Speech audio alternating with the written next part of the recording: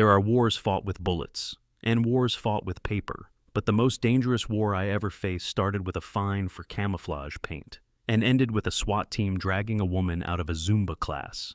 You're about to hear a story that most men will never believe, until it happens to them. It's not just about an HOA gone mad. It's about power, control, and what happens when a petty tyrant crosses a man trained to dismantle regimes. I didn't move to Cypress Gardens to start a war. I moved there to disappear, to give my son, Jamie, a shot at a normal life. But some people, they don't respect silence. They provoke it. And Patricia Harrington, our HOA president, didn't realize the quiet guy she was trying to dominate was Special Forces. She thought that the camouflage paint on my garage was visually disruptive. I knew it was meant to keep eyes off us. She fined me $50. I ignored it. She sent warnings. I stayed silent. What she didn't know, I was documenting everything, because I've seen regimes fall from the inside, and Karen was her own regime. Patricia didn't just want order, she wanted obedience. You ever notice how people with the least real power cling the hardest to fake power? That's what the HOA gave her, a clipboard crown, and she wore it like a queen who thought rules made her untouchable. The signs were small at first. Trash bins 3 inches out of alignment. A child's chalk art labeled graffiti. Security cameras installed facing homes, not hers. What you're seeing isn't rules, it's domination through regulation. Every minor infraction, every letter, it's a microdose of submission. She wasn't just trying to control property, she was testing how much you'd let her own you. But here's the truth no one tells you. The enemy doesn't always wear a uniform.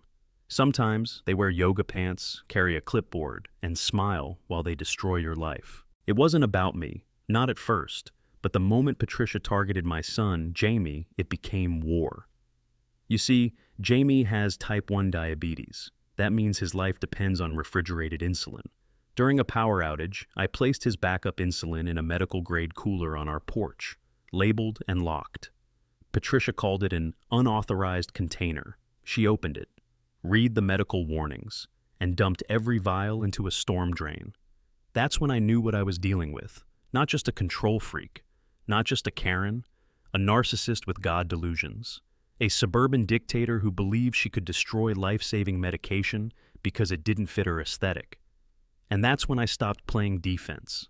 I called the police, showed them the footage.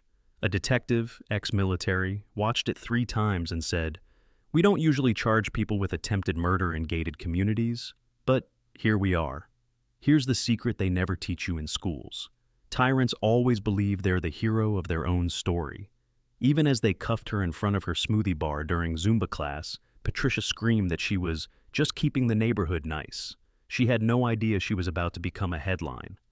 No idea the prosecutor used to run diabetic camps. No idea the judge's grandchild had type 1.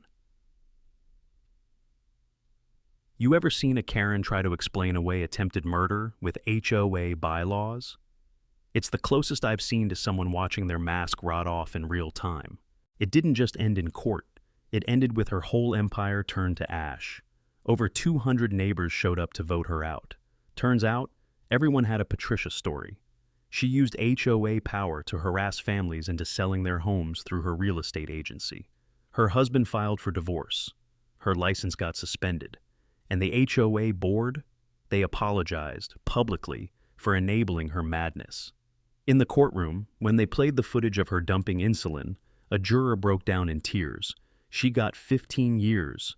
And when they cuffed her, her final words were about missing her Bahamas cruise.